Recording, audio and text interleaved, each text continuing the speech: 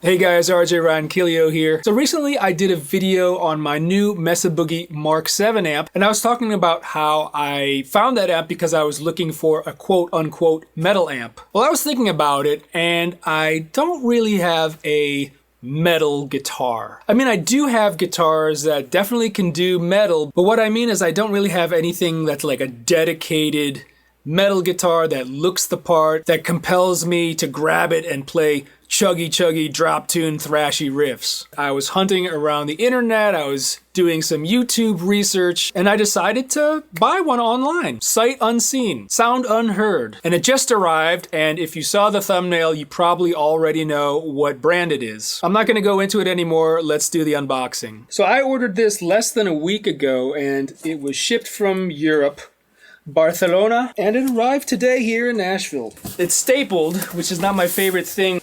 See? And yet another box. The box within a box. Nice. Probably be able to figure out what the shape is from the gig bag. And I don't think I've ever had an odd-shaped guitar gig bag like this, so let's see.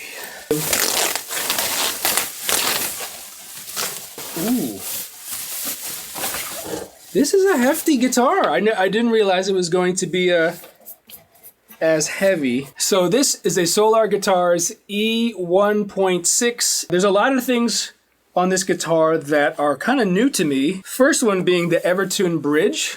I've never owned, nor have I ever tried a guitar that had an Evertune bridge. Also, this has a set of Fishman Fluence Modern pickups, which I think I've tried out some Fluence pickups in the past, but I don't think I've ever tried the Moderns. I just think this looks fucking cool. So real quickly, why did I choose a Solar guitar? I've been subscribed to Ola Englund's channel for a while now. I think he's a great guitar personality. He's a great player. Welcome to Ola Testing. Our goal from the beginning was to offer high quality, feature-rich guitars at an affordable price. But also what I like about Solar guitars, and I've kind of had my eye on one for a couple years now, but I like how they kind of are a dedicated metal guitar brand. Like, you don't see any jazz guitar players picking up Solar guitars necessarily. Fairly in tune. Oh, wow. So,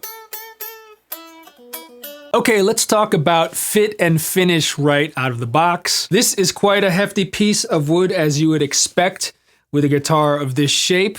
I bought this brand new, and looking at, you know, the pointy ends and things that could get dinged really easily, this is surprisingly exceptionally clean. I mean, there's no marks, scuffs, dents, so great quality control. Thank you, Solar. The first thing I noticed when I picked it up was the neck. This is definitely a thin and fairly narrow neck. 5 years ago, I would have hated this neck. It does remind me of like an Ibanez Wizard thin neck. But these days, I'm getting more comfortable with smaller, thinner necks. There was a period where I was buying guitars with like big, fat baseball necks. But now that I've gotten older and my arthritis is kind of kicking in, I'm preferring a nice slimmer neck. As far as the frets go, this has jumbo frets, and it's fairly smooth. I wouldn't say it's 100% perfect as far as like the fret edges go. So this guitar was made in Indonesia. Solar is a European company, but they get their guitars, at least this one, made in Indonesia. This traveled from, like I said, Barcelona, Spain. I think it went to Pittsburgh and it came down here. So it's been in different climates. So I'm not going to knock that there's a little bit of fret edges. Solar branded locking tuners. And I should point out, when it arrived, some of the locking mechanisms were loose, but the strings were still on pretty tight. So it wasn't that big of a deal. I wonder if it got loosened up in shipping, or maybe they do that when they ship it overseas. Right out of the box, the action was a little bit high for my taste for this style of guitar.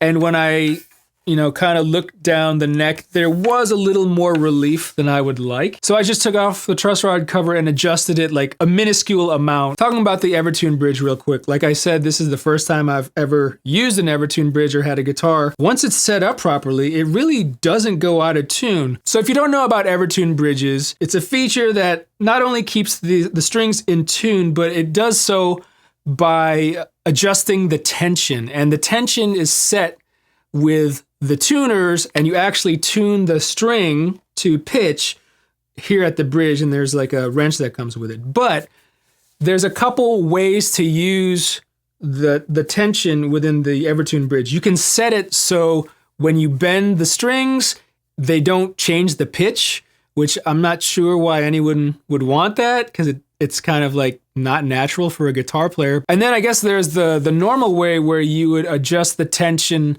at the highest point with the tuners to where you can still bend it, but it's like stays perfectly in tune, which is how I have it set for the most part. And I'll get to that in a second. So let's plug it in. And as expected, I'm going to go through my new Mesa Boogie Mark 7 in Mark 4 mode.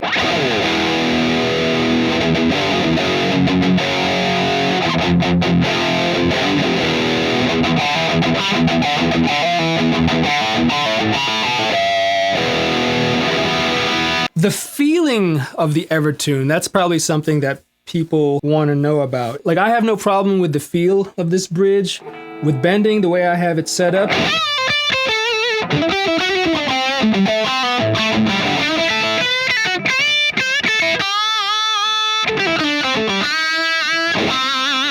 I do feel a little difference in a tension compared to like a hardtail guitar or, you know, just a standard traditional guitar bridge. You can either have the strings in bend mode, which is what I have it set to.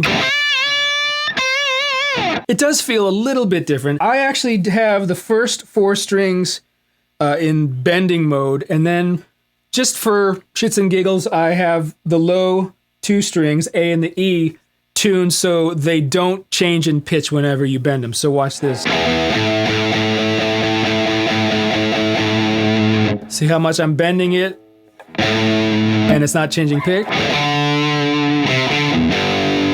And that's not only just, you know, for power chords and rhythm, just making sure they're in tune, but I actually discovered there's cool things you can do with it where if you bend a bendable string, let's say, and also bend a non-bendable string, you can do things like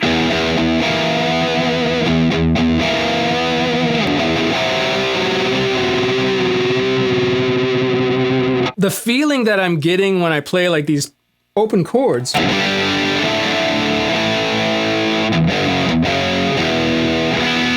It's really like this built-in confidence that these strings aren't going to go out of tune.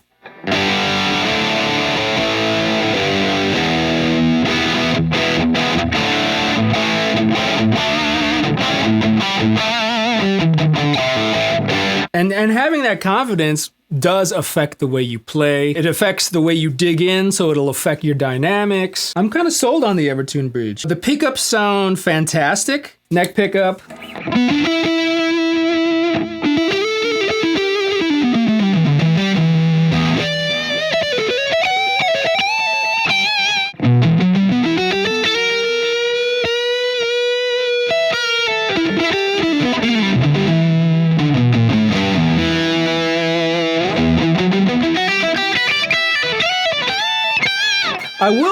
I will say, however, that as cool as the minimalist fretboard is, where there's no fret markers on the board, there are big lumen lay dots on the side, which is nice.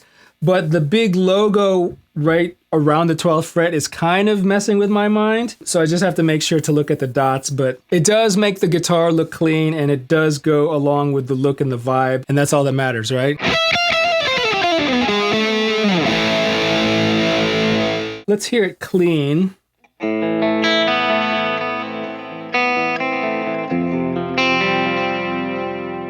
little chorus. Let's use a little chorus.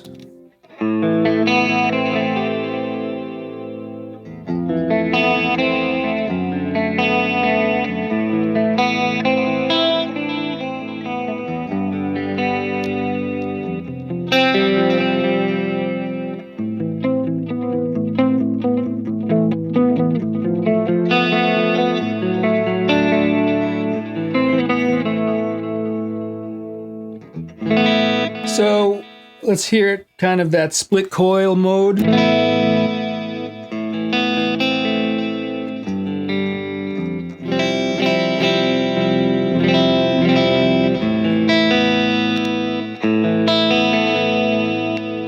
Ooh.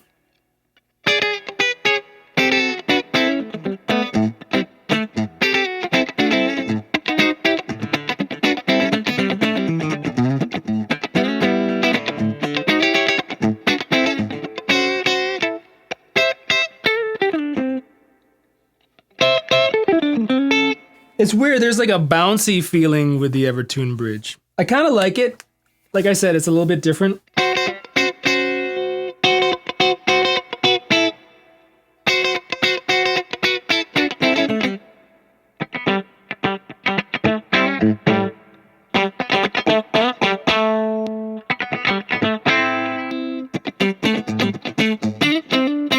So like I said, this came in E standard.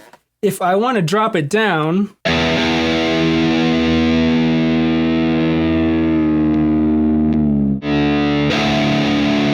I can get down to drop D. But now the 6th string, which I had, I think it's zone 1 or something, where it doesn't change pitch, now is out of that zone and is, you can bend it now.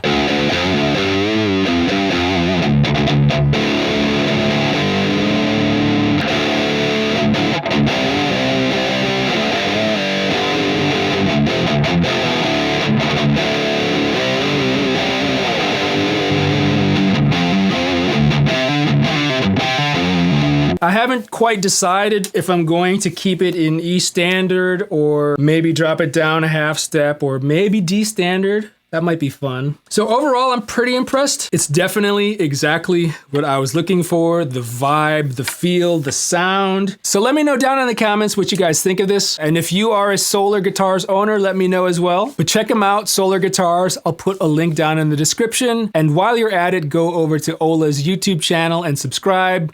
Watch his videos, they're great.